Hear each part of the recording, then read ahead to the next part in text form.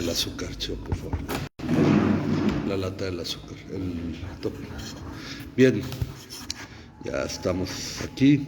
Pues vamos a orar para iniciar. ¿A quién le gustaría orar? Que nos guíe en oración. Okay. Bueno, adelante. Pues, Padre, Señor, en esta noche te damos gracias por la oportunidad que nos permite estar reunidos, Padre, de aprender más sobre tu palabra. Te pedimos, Señor, que este estudio sea de edificación en nuestra mente, Padre, nuestro espíritu, Señor, y que sigamos, Señor, aprendiendo cada día sobre tu palabra, Padre. En tus manos nos ponemos, te lo pedimos esto en el nombre de tu Hijo amado Cristo Jesús. Amén. Amén. Bien, vamos hoy a ver entonces la lección 14 y es, la lectura Hechos 7, 54. Dijimos Hechos 7, 54 y vamos a leer hasta el 8, 4. O sea, son pocos versículos. Entonces empezamos con Luis, Hechos 7.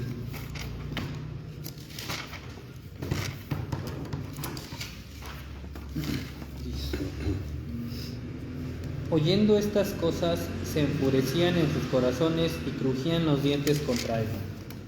Pero Esteban, lleno del Espíritu Santo, puestos los ojos en el cielo, vio la gloria de Dios y a Jesús que estaba a la diestra de Dios.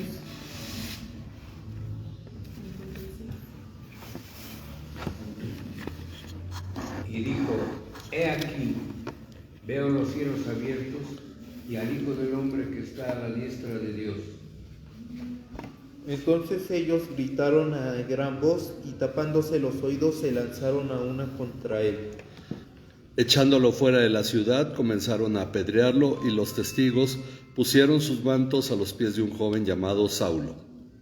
Y apedreaban a Esteban mientras él invocaba y decía: Señor Jesús, recibe mi espíritu.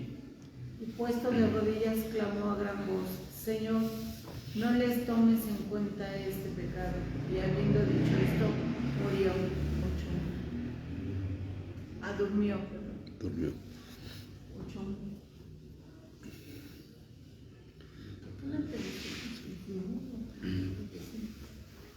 Dice: Saulo persigue a la iglesia. Y Saulo consentía en su muerte. En aquel día hubo una gran persecución contra la iglesia que estaba en Jerusalén, y todos fueron esparcidos por las tierras de Judea y de Samaria, salvo los apóstoles. Algunos hombres piadosos sepultaron a Esteban y lloraron a gran voz por él. Pero Saulo hacía estragos en la iglesia, entrando de casa en casa y arrastrando hombres y mujeres, los echaba en la cárcel. Pero los que fueron esparcidos iban por todas partes anunciando el evangelio. Ok, hoy vamos a ver hasta esta parte sobre la muerte de Esteban. Dice Eclesiastés 3 del 1 al 2, dice que hay un tiempo señalado para todo y hay un tiempo para cada suceso bajo el cielo, tiempo de nacer y tiempo de morir. Es como empieza el versículo 2. La iglesia victoriosa de los primeros capítulos, que ha logrado un gran crecimiento y ha visto muchos milagros, gozando el favor de todo el pueblo, ahora le ha llegado el tiempo de enfrentar la adversidad. En algunas ideologías, el enfrentar adversidad se interpreta como un castigo o una señal de desaprobación de Dios, tal como lo expresan los expertos en misiones, que dicen que hay que cumplir Hechos 1:8 para que no nos venga Hechos 8:1. Es decir, Hechos 1:8, ir y ser testigos en Jerusalén, Judea, Samaria, hasta el último de la tierra. ¿Para qué? Para que no se desate una persecución. Esto es en la mente de ellos como un resultado. Pero ya hablaremos sobre tal idea, entendiendo que la vida de la iglesia está en las manos de Dios y lo que ahora veremos también es parte importante de su plan. Ok, Esteban ha concluido su defensa acusando a los judíos de ser como sus padres, que mataron a los profetas que anunciaron la venida del Mesías, y ellos mismos se convirtieron en los ejecutores del Mesías anunciado. Además de esto, les ha acusado que habiendo recibido la ley, ellos mismos no la guardaban. Así que, de acuerdo al versículo 54, al oír estas acusaciones de Esteban, los judíos se sintieron profundamente ofendidos. Bueno, no sé, en la Reina Valera no me fijé cómo decía. Enfurecidos. Y crujían los dientes contra él. Ofendidos, enfurecidos. Pero Esteban, lleno del Espíritu Santo, fijos los ojos en el cielo. Fijos los ojos en el cielo, vio la gloria de Dios. Vio la gloria de Dios y a Jesús de pie. A la diestra de Dios. Vio la gloria de Dios y a Jesús de pie a la diestra de Dios. Ya hemos recordado que Jesús dijo a sus discípulos que cuando se les llevara delante de los tribunales, no tuvieran miedo, pues en ese momento recibirían lo que habrían de decir, pues no serían ellos los que hablaran, sino el Espíritu Santo. Ahora Lucas nos recuerda esto al señalar que Esteban estaba lleno del Espíritu Santo, lo cual también lo señaló al describirlo en el 6.5. ¿Cómo dice Hechos 6.5? ¿Cómo describe Lucas a Esteban? Sí. Agradó la propuesta a toda la multitud y eligieron a Esteban, varón lleno de fe y del Espíritu Santo. Entonces Lucas lo describe como varón lleno de fe y del Espíritu Santo.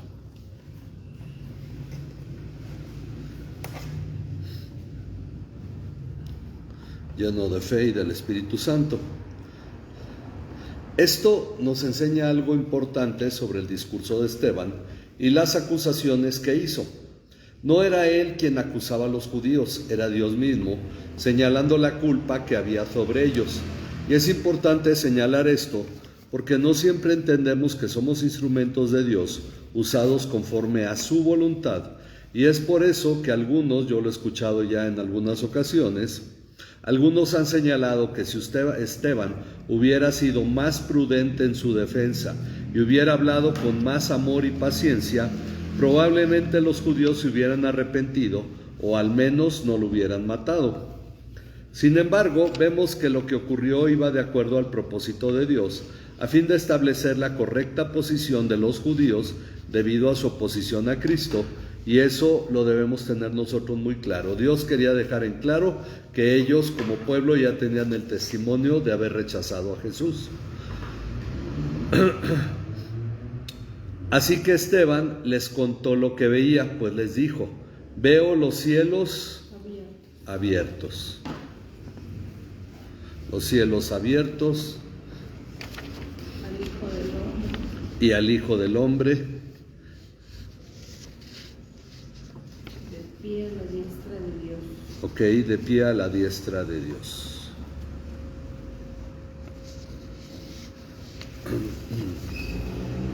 Cada vez que se estudia este pasaje, destaca el hecho de que otros pasajes, mira, vamos a ver Colosenses 3.1, fuimos con Rudy, ¿verdad? Colosenses 3.1, Hebreos 8.1 y Hebreos 12.2.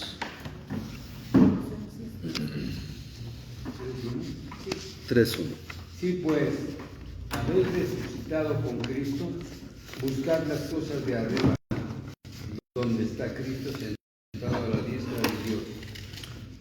Donde está Cristo sentado a la diestra de Dios. Hebreos 8.1. Ahora bien, el punto principal de lo que se ha dicho es este. Tenemos tal sumo sacerdote que se ha sentado a la diestra del trono de la majestad en los cielos. Que se ha sentado a la diestra de la majestad en los cielos. Y Hebreos 12.2. Puesto los ojos en Jesús, el autor y consumador de la fe, el cual por el gozo puesto delante de él sufrió la cruz, menospreciando el oprobio, y se sentó a la diestra del trono de Dios. Entonces aquí nos dice que Jesús está sentado a la diestra de Dios. Sentado a la diestra de Dios.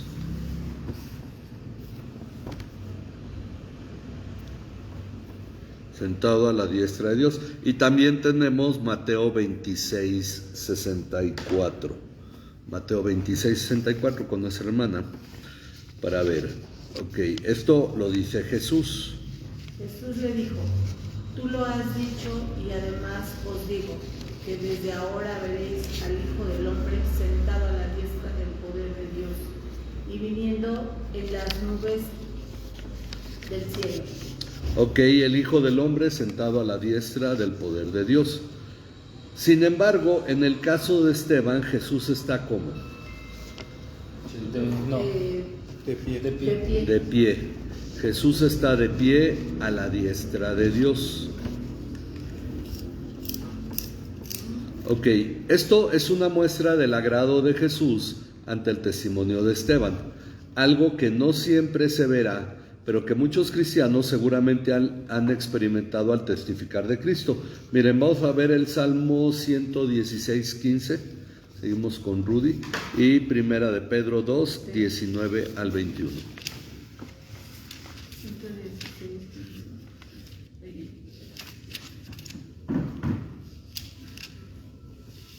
Estimada es a los ojos de Jehová la muerte de sus santos. Ok, estimada es a los ojos de Jehová la muerte de sus santos. Y Primera de Pedro 2, 19 al 21.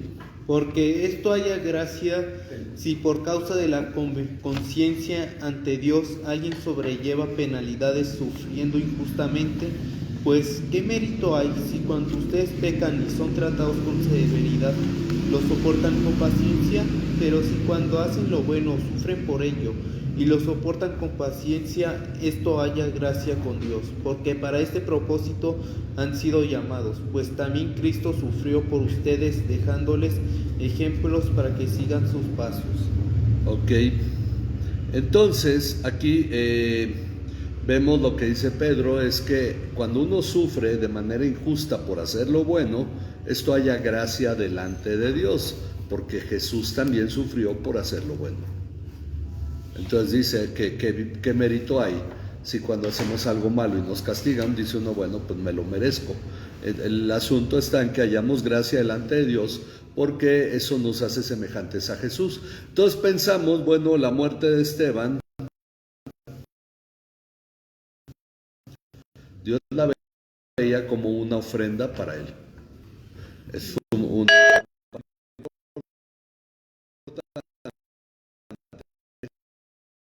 considerar que Esteban estaba aferrado a su propia vida, porque la pierna la ganara para vida eterna. Bueno, entonces vemos que en realidad aquí tenemos que entender la muerte de Esteban de la manera correcta. También debemos notar que Esteban no mencionó el nombre de Jesús, no mencionó el Mesías, no mencionó su nombre, sino aquel que había sido profetizado, y en todo su discurso no lo mencionó. Ahora se refiere a Jesús de un modo que solo se menciona en los evangelios. De hecho, si no me equivoco, solo lo menciona Jesús, el Hijo del Hombre, porque primero en el relato Lucas dice que vio a Jesús de pie a la diestra de Dios, y cuando Esteban se los narra, él les dice: veo al Hijo del Hombre. Ok, entonces él hace referencia a Jesús no dirigiéndose en su nombre por alguna razón, pero bueno, entonces nos dice, volviendo al pasaje, ellos gritaron a gran voz y tapándose los oídos, se lanzaron a una contra él, echándole fuera de la ciudad.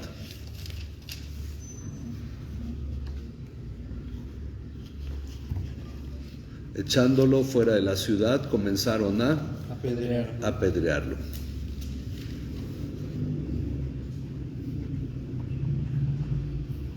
Ok, los testigos, es decir, los que lo acusaron, porque ellos eran los testigos falsos que llamaron, pusieron sus mantos, sus ropas. No todos, solo los testigos, porque ellos jugaban un papel fundamental. Pusieron sus mantos a los pies de un joven llamado Saulo. Esteban, que fue acusado de blasfemar contra Moisés y contra Dios, fue tratado de acuerdo a lo que dice la ley. Vamos a ver Levítico, ¿a quién le toca? Levítico 24, a Luis. 14 al 16. Luego vamos con Mateo 26, 65 y Marcos 14, 64 y Deuteronomio 17, 7.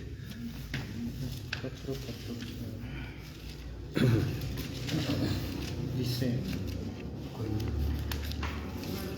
saca el blasfemo fuera del campamento, y todos los que le oyeron pongan sus mantos sobre la cabeza de él, y apedréenlo toda la congregación.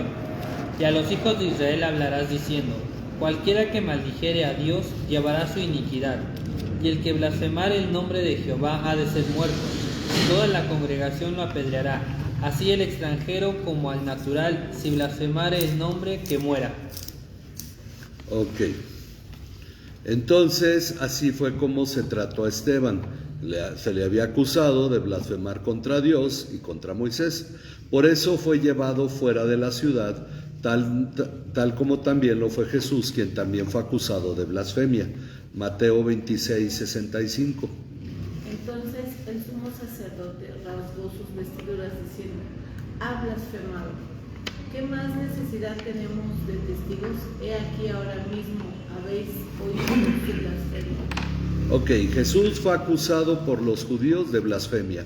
Marcos 14, 64. ¿Habéis oído la blasfemia? ¿Qué os parece? Y todos ellos le condenaron, declarándole ser digno de muerte. Ok, entonces todo el Sanedrín acusaba a Jesús de haber sido blasfemo. Además, de acuerdo a Deuteronomio 17, 7, la mano de los testigos caerá primero contra él para darle muerte, y después la mano de todo el pueblo, así quitará el mal de en medio de ti. ok, entonces, Quitarás el mal de en medio de ti.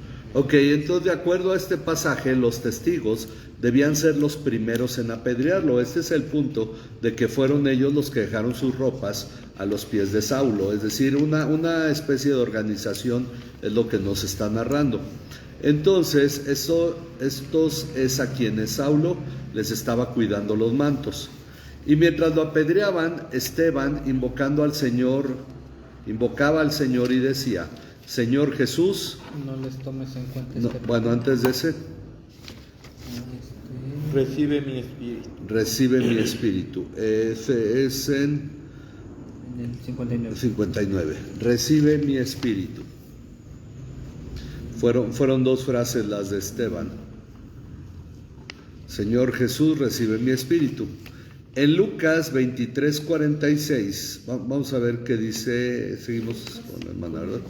23, 46, luego Rudy, Salmo 31, 5, y luego Eliseo, Lucas 23, 34, y el último Juan 18, 31. Luis. Ok, creo que son todos los que vamos a leer extra hoy.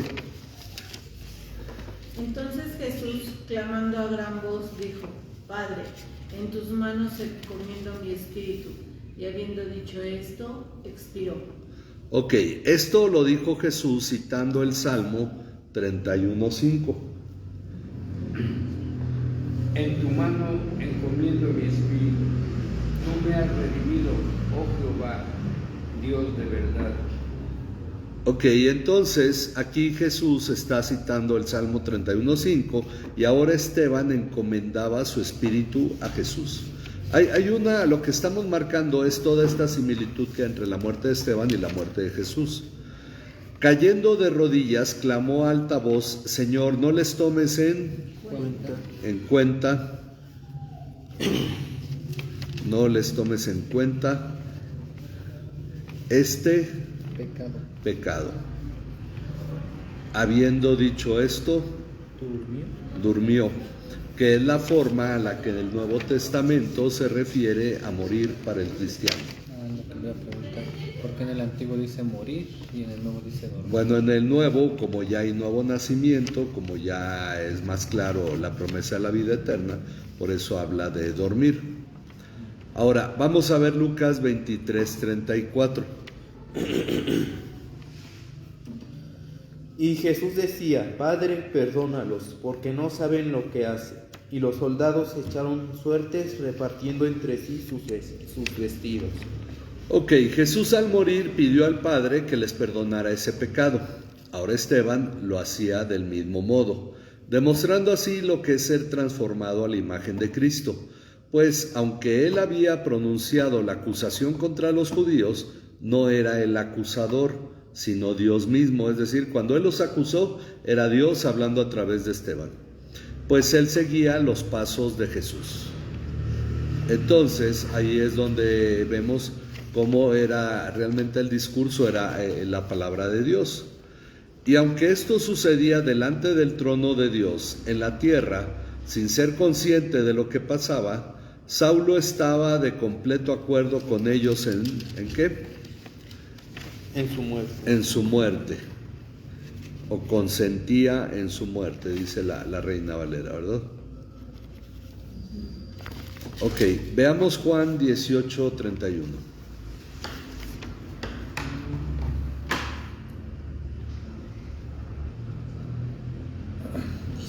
¿18:31? 18:31.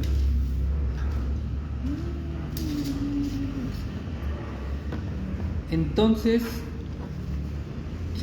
Juan 18:31, ¿verdad?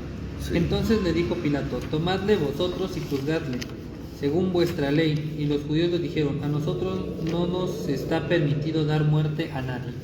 Ok, de acuerdo a este pasaje, los judíos reconocían que no contaban con la autoridad legal para dar muerte a una persona. Al menos esto lo reconocieron en el caso de Jesús. Sin embargo, se considera que para el tiempo de la muerte de Esteban, Pilato no se hallaba ya en Jerusalén, una teoría que no encaja mucho en cuestión de tiempo y encaja más la segunda, o que ya su influencia en Roma había disminuido a tal grado que temía la confrontación con los judíos para no ser destituido. Es decir, en Roma la persona que lo apoyaba había perdido poder y entonces, por cuestiones políticas, él ya no estaba muy firme ante los romanos, de tal modo que si había un problema, era muy seguro que lo iban a quitar. Por eso Pilato era más común pensar, o más fácil pensar, que iba a dejar que los judíos hicieran lo que planearan, lo que quisieran. En aquel día se desató una gran persecución en contra de la iglesia en Jerusalén, porque era la única ciudad donde había iglesia, ¿verdad? Ok, se desató una gran persecución en contra de la iglesia. Generalmente pensamos en las persecuciones romanas, pero la primera fue judía. Y todos fueron esparcidos por las regiones de Judea y Samaria.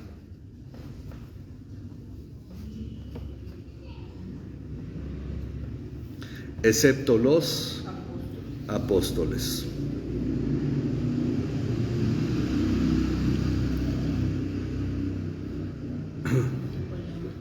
Hasta ese momento, la iglesia solo se hallaba en Jerusalén.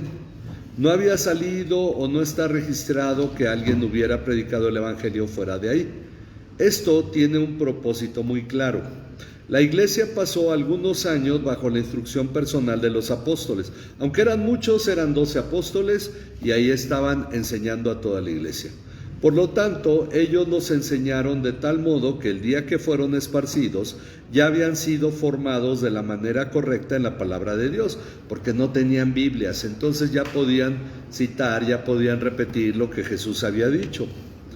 Y ya que no tenían Biblias ni manuales que les ayudaran, bajo esta formación que llevó su tiempo, no se predicaba un evangelio basado en las ideas de cada persona, sino en la formación que cada uno había recibido. Es decir, permanecer en Jerusalén tenía su propósito. No es que la iglesia fuera desobediente y no quisiera salir, pero tenía un propósito muy claro. Sin embargo, debemos hacer notar que aquella idea que muchos tienen de que los cristianos desobedecieron a Dios al haberse quedado en Jerusalén, pues para ese tiempo ya deberían de haber salido a predicar el evangelio a otras partes, se debe a que desde el siglo XIX en la teología occidental, es decir, empezando por los ingleses y Estados Unidos principalmente y varios europeos más que se juntaban porque eran los que hacían la obra misionera, empezaron a tener la idea de que lo que solo era importante era la conversión y menospreciaban la madurez. Sí había seminarios, pero ese era el punto. Había seminarios para los que iban a salir a evangelizar, pero en la iglesia no era el punto de que, además de que la gente fuera salva, también tenía que madurar. Y entonces esto se fue llevando y se fue llevando todo el tiempo. Por eso ahora esa idea de que los cristianos en Jerusalén desobedecieron a Dios, porque una vez que se convertían deberían de haber salido a esparcir el evangelio. Pero eso es equivocado, tenían que conocer, porque no había Biblia, no había, miren, escribieron este manual los apóstoles y vamos a estudiarlo. No podían hacer eso. Entonces tenían que estar con ellos en Jerusalén varios años. Entonces, esto es para ubicar la situación, que realmente no es que la iglesia desobedeciera y por eso vino la persecución. Sin embargo, en el pasaje vemos que Dios dispuso el tiempo para salir, fue Dios el que lo dispuso, y utilizó el testimonio y la muerte de Esteban para ello, siendo la persecución el medio que él mismo dispuso, no porque fuera un castigo, sino para testimonio de que en medio de la dificultad Dios es adorado y predicado tal como hoy en día ocurre. En una serie una persona le preguntaba a un monje de su religión, le decía, ¿por qué los dioses nos hacen pasar dificultades? Y él le decía, porque no podemos adorarlos solo cuando nos vaya bien. Ellos nos enseñan a adorarlos en medio de la dificultad para que sea una fe verdadera. Entonces no hay fe verdadera si solo se es cuando las cosas están bien. Entonces tiene que haber una situación difícil, sí, porque ahí nuestra fe toma relevancia. Entonces dice, y decimos tal como hoy en día ocurre. Yo quiero resaltar esto porque lo han dicho en MINS y en la Iglesia Reformada. Hay MINS en toda Latinoamérica, pero y en toda Latinoamérica habrá como, pues no sé cuántos alumnos, pero el asunto es que en México hay como 300, creo, o 200 y cacho. En Cuba, tan solo en Cuba, hay 1,500 alumnos de MINS. En la RCA, aquí en México hay 11 iglesias, en Chile hay 2, nada más, en Colombia hay como unas 10, 12, y en Venezuela hay 40 iglesias. Entonces uno dice, bueno, en Venezuela no es que precisamente hay una persecución, pero el cristianismo la está viendo difícil. ¿Dónde crece más la iglesia cristiana? Porque el país donde crece más el cristianismo es en China. Entonces uno dice, ese tipo de situaciones generan mayor propagación del evangelio. Entonces, de algún modo, esto nos está diciendo, en verdad que a poco necesitamos una persecución para que en realidad crezcamos como cristianos. Porque recuerden que no es la persecución lo que destruye a la iglesia, tanto como lo destruye la seducción del mundo, la comodidad que tiene el cristianismo. Por eso creo que hay más cristianos en la pura isla de Cuba que en toda Europa. Y a lo mejor hasta que en Estados Unidos. Porque en realidad es donde vemos que el evangelio, y en China y esos países que hay persecución, es donde se está desarrollando una fe más firme en Cristo. Ok, entonces, bueno, Dios debe ser adorado y predicado aún en medio de la dificultad. Algunos hombres, ya volviendo al, piadosos, el versículo 2, ¿verdad? Ya en el capítulo 8, algunos hombres piadosos sepultaron a Esteban.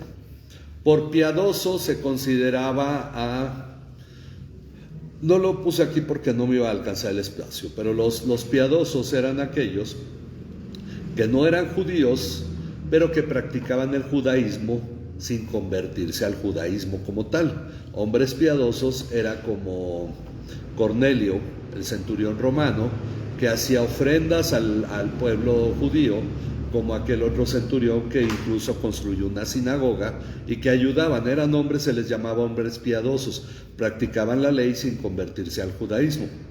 Entonces, hombres piadosos sepultaron a Esteban, ¿y qué hicieron? Y lloraron a gran voz por él.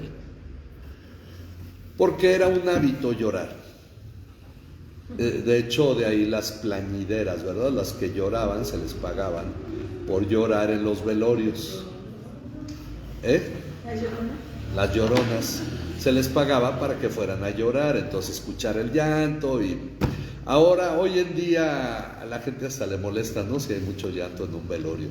Entonces, pero en aquel tiempo era algo que se hacía alguien llorando, ¿verdad? Lloraron a gran voz por él. Pero Saulo, por su parte, Esteban ya había muerto. Saulo hacía estragos en la iglesia. Entrando de casa en casa y arrastrando a hombres y mujeres, los echaba en la cárcel.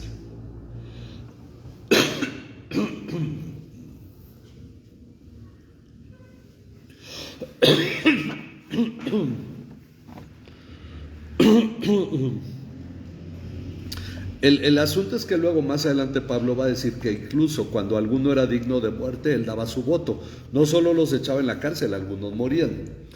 Así que los que habían sido esparcidos, ¿qué hacían?